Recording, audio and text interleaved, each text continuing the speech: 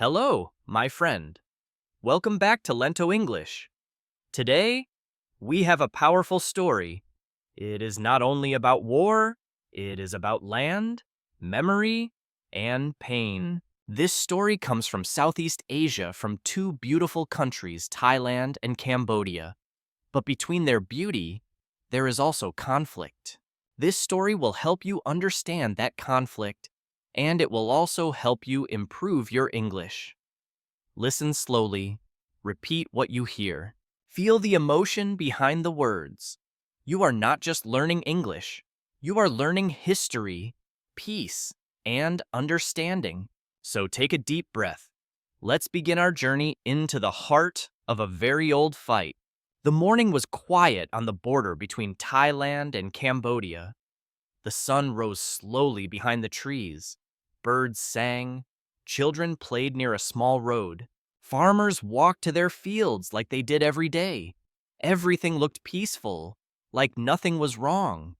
But inside many hearts, there was fear. This border is not like other places.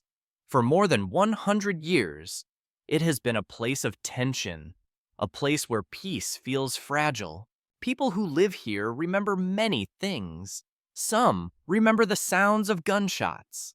Some remember soldiers with loud boots.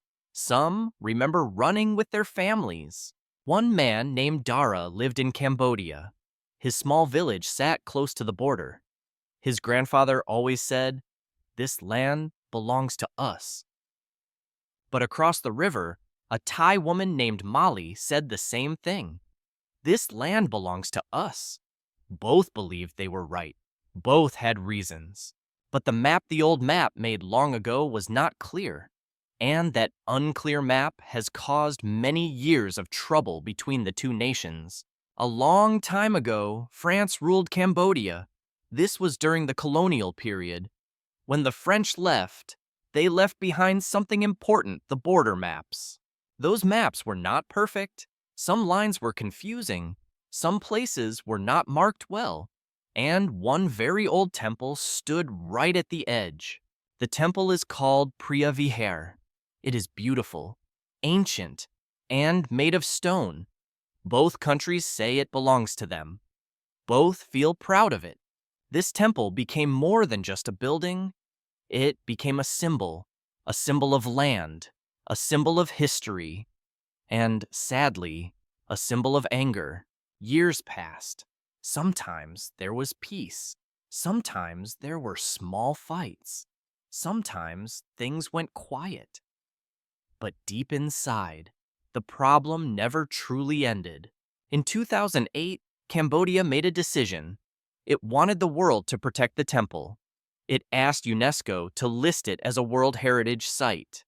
This made Thailand angry. Thai people said, "This means the temple is only Cambodia's." They believed it was a message that erased their claim. Protests began, talks failed, small conflicts followed. Soldiers stood guard near the temple. People from both sides were afraid, but tried to continue life. After 2008, things never truly went back to normal. The disagreement over the temple became more serious. It became official. It became dangerous. But even after those years, some people hoped things could get better. They believed time would heal. Until now. Until one Thursday morning. On that morning, something changed. Something serious. Something that turned silence into smoke and peace into pain. Soldiers moved. Radios clicked. Drones flew. Thai soldiers said they saw Cambodian troops moving close to the border. They shouted warnings. "Stop, go back!" But the soldiers did not stop. Cambodian soldiers said Thai troops put barbed wire near the temple. They said it broke an old agreement. They felt angry and afraid. Around 8 someone fired the first shot. Nobody agrees who fired it. But the sound changed everything. It turned fear into fire. Smoke filled the sky. Buildings were damaged. A hospital was hit. A gas station exploded. Children cried. Mothers screamed. Old people held each other. By the end of that Thursday, at least 12 Thai people were dead. Most of them were not soldiers. They were farmers, shopkeepers, and parents. On the Cambodian side, the number of deaths was unclear, but the pain was just as deep, just as real, just as heartbreaking for their families. The fighting was not just between soldiers, it was between two memories, two maps, two wounds, and once again, the wound had opened wide. This is how the fighting started again. Not with big leaders on TV, not with long speeches, but with a quiet spark in a tense land. Two countries, one temple, one border, and a long, heavy history.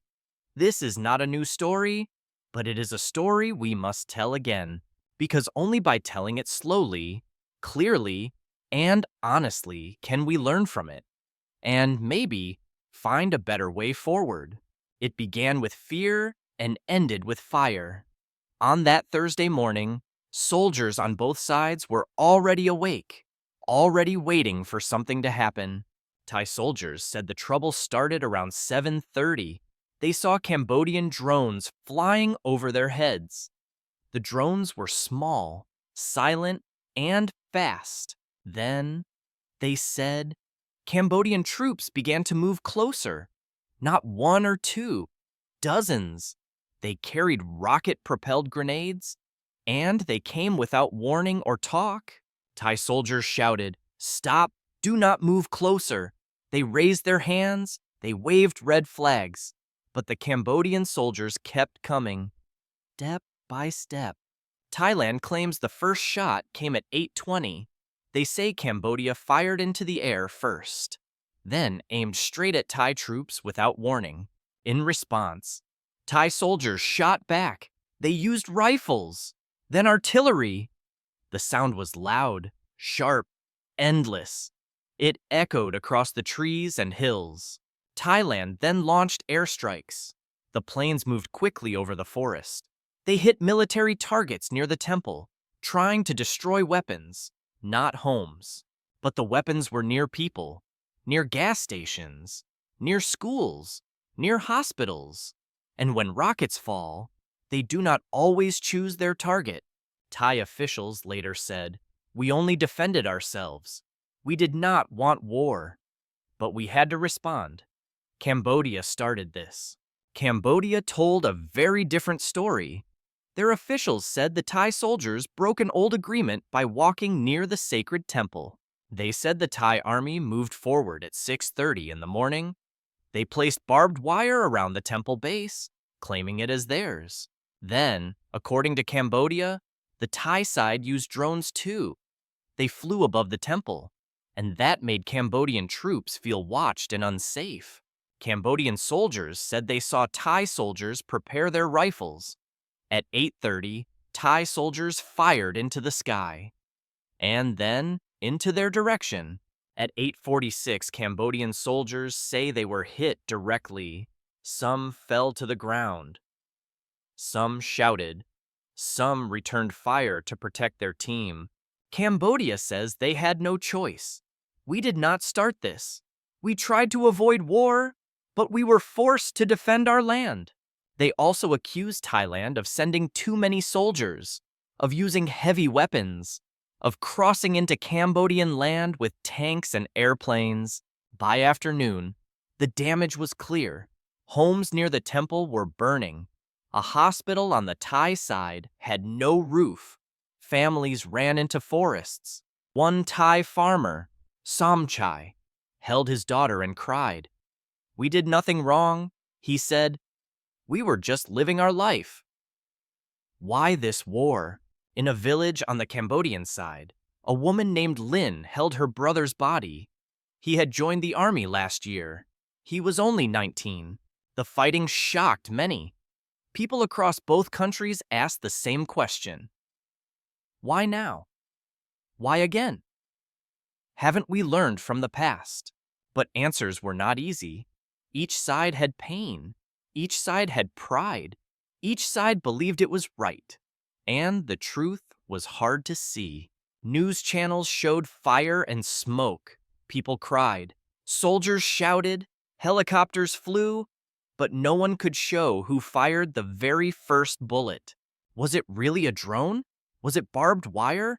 Was it a misunderstanding that grew too big, too fast to stop? What we know is this many lives changed forever that day, and many more were filled with fear, confusion, and sorrow. The land that was once a shared memory became a battlefield. The forest that was once quiet became full of fire and fear, and the temple, Priya Vihir, stood in the middle, still and silent, watching the war below, just as it had for centuries, long before the shooting, before the soldiers, before the drones. There was only stone, a temple made of stone, high above the forest floor. The temple is called Priya Vihir. It is old, beautiful, and strong. It was built in the 11th century, during a time of kings and peace. It stands on a cliff. From there, you can see the land stretch far green trees, misty hills, the border between two proud nations. But the temple does not belong to just one country. Thailand says it is theirs. Cambodia says the same, and both have deep reasons. In 2008, Cambodia tried to make the temple a UNESCO World Heritage Site. They said it was part of their culture, their history, their pride. They wanted the world to see it, to protect it, to remember it. But Thailand saw this as a strong political message to Thai people. This act said, the temple is only Cambodia's. That made them angry. They felt like their history was being stolen. Protests broke out in Thailand. People marched with signs. They shouted near government buildings. They said the world must not ignore their voice. At the border, things got worse. Soldiers built camps. More guns arrived. Small fights began again. The sound of bullets returned to the forest. The temple became more than stone. It became a symbol of the past, of pain, of pride, of promises made and promises broken.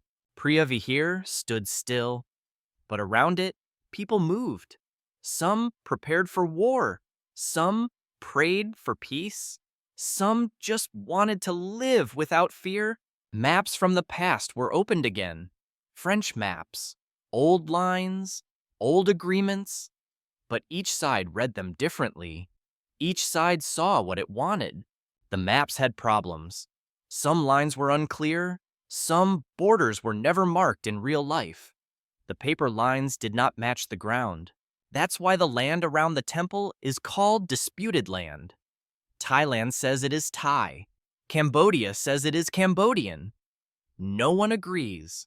Because of this, both sides built their story, their truth, their memory. But the land did not change. It stayed quiet, waiting for answers. The temple was never the cause of the war, but it became the face of the war, the center, the reason people pointed to. It became the question with no answer.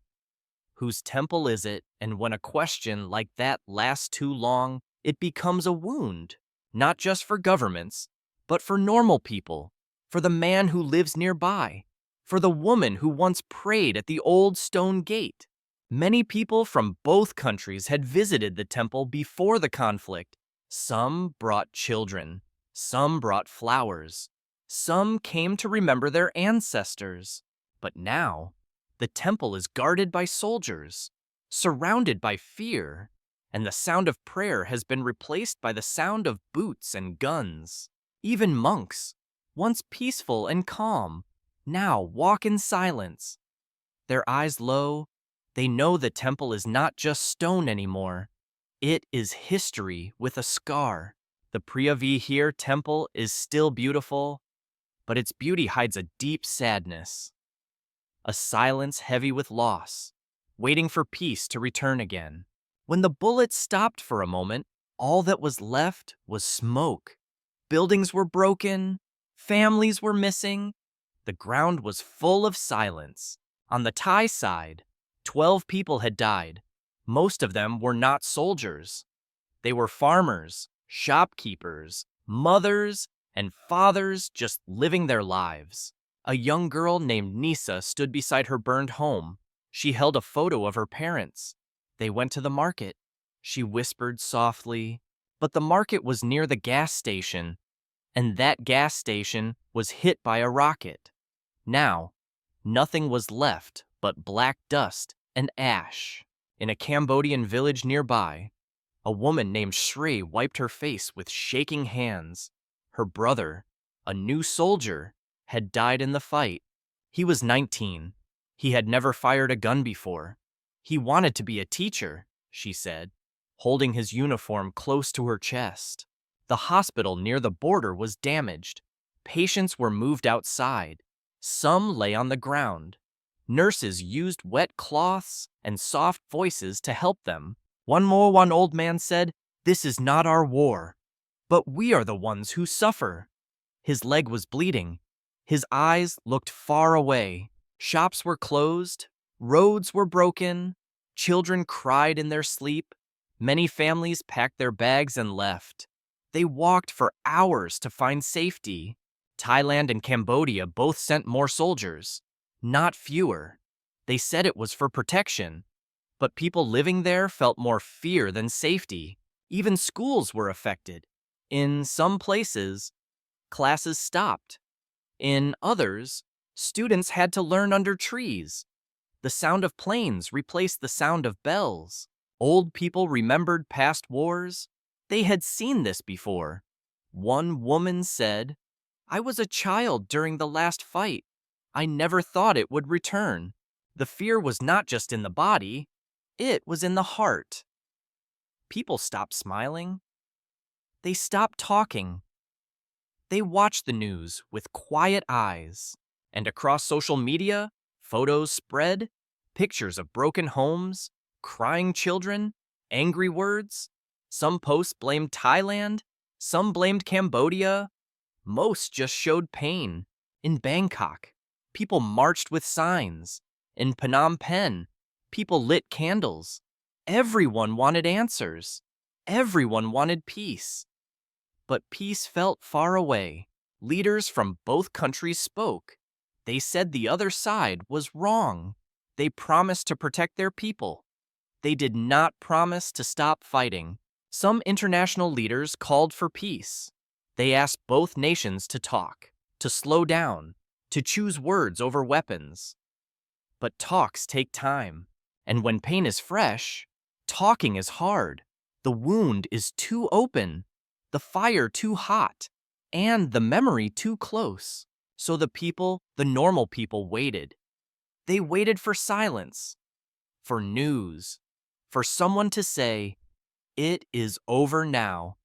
You can go home." But no one said it.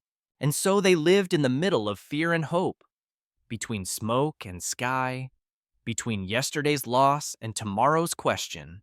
Because war does not only live in bombs, it lives in broken hearts, in quiet prayers, in the eyes of those who lost someone they loved.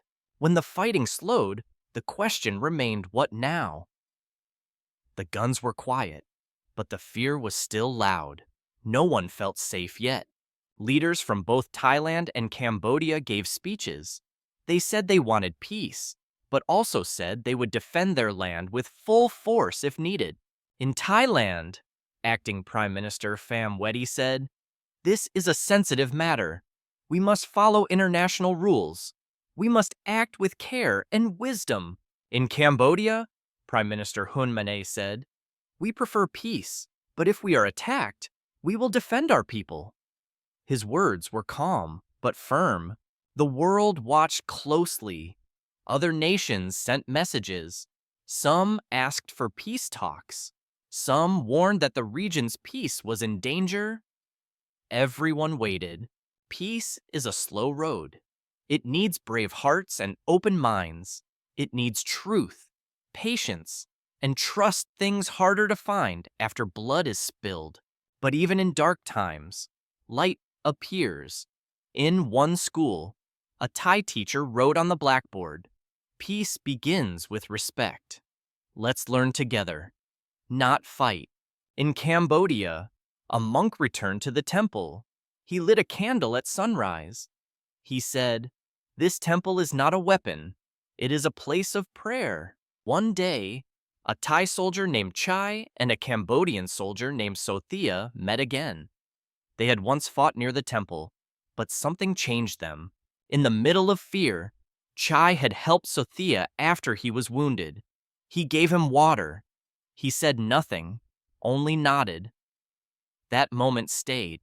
Now, weeks later, they sat near the same place, but this time without guns. They spoke in broken English. "I remember," said Sothia. "You helped me." Chai nodded. "We are not enemies. We are people," he said. They both looked at the temple. The wind moved gently through the trees. The temple had seen war. It had felt footsteps, bullets, fire, but it had also felt prayer, peace, and human connection. That day, it felt both. Sothia said, "Maybe one day, students from both our countries can come here, not with soldiers, but with books, and with open hearts." Chai smiled. "Maybe they will speak English together. No shouting, just learning." He placed a flower near the wall. It was white for peace. What is the lesson from this story? Maybe this: war comes from old pain, but peace begins with new choices. Peace begins with people, not only governments. And language like English can be a bridge, a way to understand, a way to listen, a way to say, "I see you, I hear you." So if you are learning English now, remember this. You are not just learning words. You are building bridges. You are opening doors. You are planting seeds of peace. And here are 5 simple lessons from this story. Listen before you judge. Ask questions instead of making enemies. History is deep, but healing is possible. Respect is stronger than any weapon. Language can turn fear into friendship. So now, dear listener, this is your moment, your journey. This is your turn. Start today